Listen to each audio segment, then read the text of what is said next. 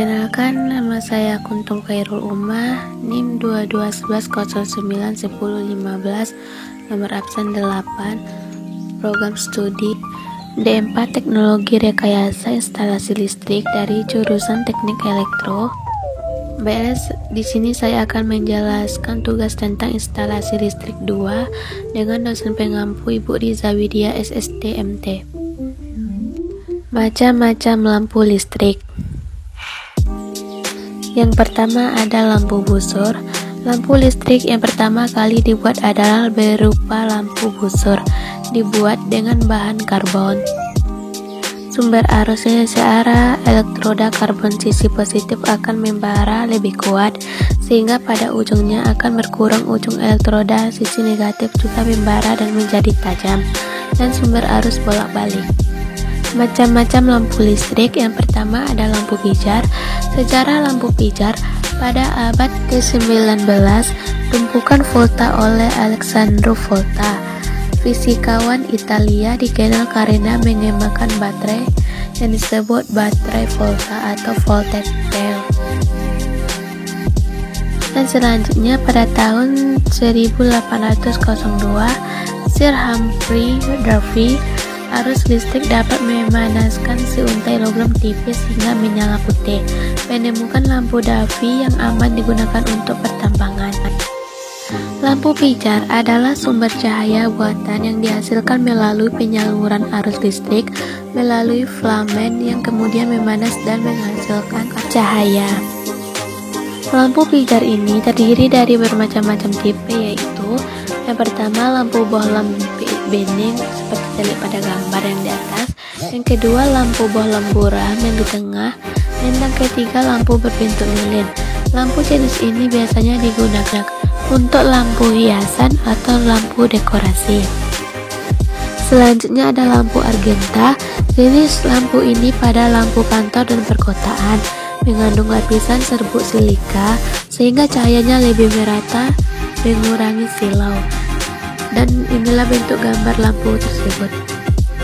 Kemudian ada lampu Superlux, perpaduan lampu bohlam bening dengan lampu argenta, dilapisi serbuk tembus cahaya. Dan selanjutnya ada lampu luster. Lampu ini digunakan untuk dekorasi. Nah, selanjutnya ada lampu halogen. Lampu halogen termasuk kelompok lampu pijar. Lampu halogen bekerja pada suhu 2800 derajat Celcius, jauh lebih tinggi dari kerja lampu pijar yang hanya 400 derajat Celcius. Pada poin berikutnya yaitu lampu tabung. Yang pertama ada neonsen atau lampu tabung. Pada abad ke-19, George Court, seorang ilmuwan Prancis, melakukan percobaan-percobaan dengan membuat busur antara dua elektroda dalam sebuah pembuluh, vakum dengan diisi gas neon, dan selanjutnya bila pada kedua elektroda dipasang, tegangan yang tinggi terjadi suatu cahayanya merah. Nah, lampu ini terdapat beberapa, yaitu lampu fluoresen atau TL, dikembangkan sejak tahun 1980 menggunakan gas fluor. Yang kedua, lampu hemat energi. Lampu neon jenis terbaru terdiri dari balats, starter, dan kapasitor kompensasi yang terpadu dalam satu kesatuan atau kompleks fluorescence, dan beberapa produsen lampu menyebutnya sebagai lampu SP dan PL.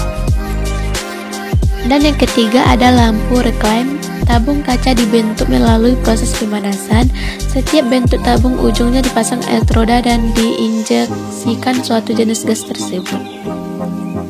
Pada poin selanjutnya itu lampu merkuri. Prinsip kerja lampu merkuri sama dengan lampu fluoresen.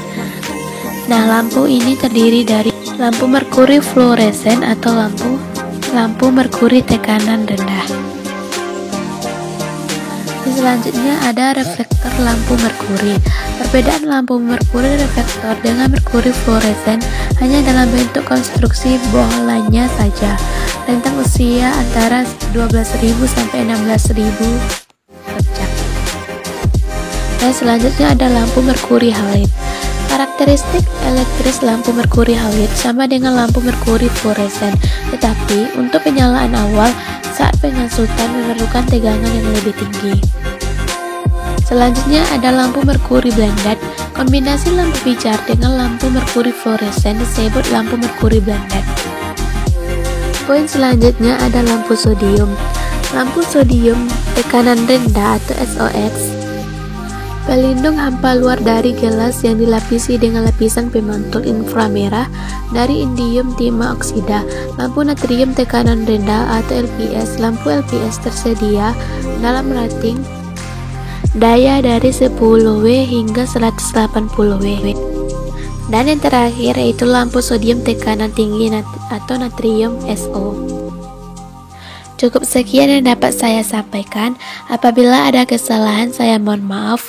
Wabillahi taufiq wal hidayah. Assalamualaikum warahmatullahi wabarakatuh.